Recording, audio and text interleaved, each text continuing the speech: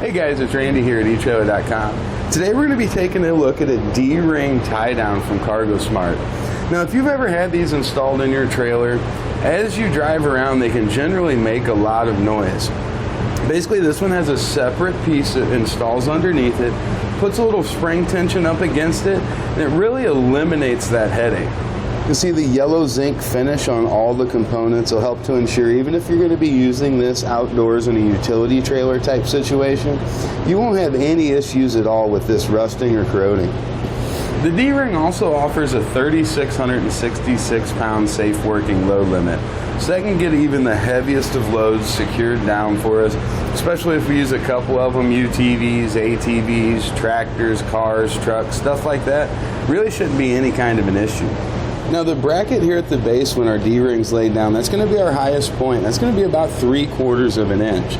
If that gives you issues when loading and unloading and it's something you don't really want, we do have options that are more flush to the floor. This one happens to be from Brophy. Part number is RR05. You can see near the same capacity, but it's a little bit more flush. This is going to be closer to 3/8 rather than 3/4. Now to install our bracket to hold our D-rings in place, we're going to be using 3/8 inch carriage bolts. Well, on the bottom side we're going to use a flat washer and a nylon lock nut.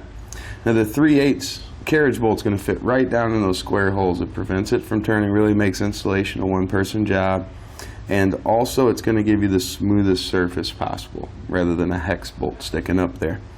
Now we need to decide where we're going to mount our bracket, and that's really going to be up to you. Ours is going to be going right out here. It's going to work in conjunction with this track to hold our generator in place here in the back. So you're going to get that positioned where we want it. I'm just going to mark my 2 hole locations there with the 3/8 inch bit. Then we can get them drilled out.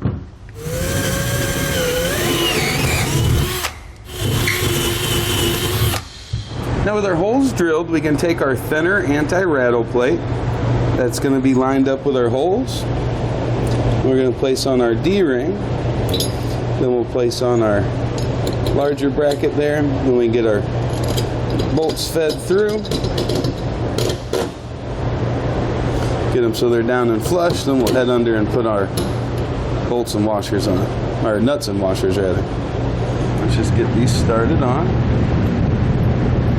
I like using a nylon lock nut, just because we know it won't back off of there. You can also use a lock washer if you want, but the flat washer helps to spread that energy out. It's really going to help reduce the possibility of us pulling these anchors up through that plywood. And we'll just get them snug down.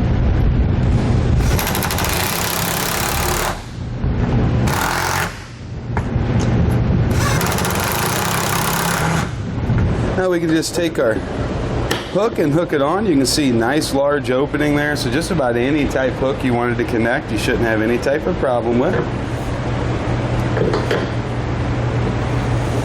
Get our slack pulled out and get it secured down. Now overall I think this is an excellent quality tie down. Can't see a problem with it in the world. I think this is going to be good in any situation to get stuff tied down and secure. It doesn't take up a whole lot of room, but especially if you're going to be mounting these in the back of your truck, or you're going to be mounting them in a van or something like this, I think that anti-rattle feature is really going to save you a lot of headaches. You just don't have to hear that noise rattle around in the back.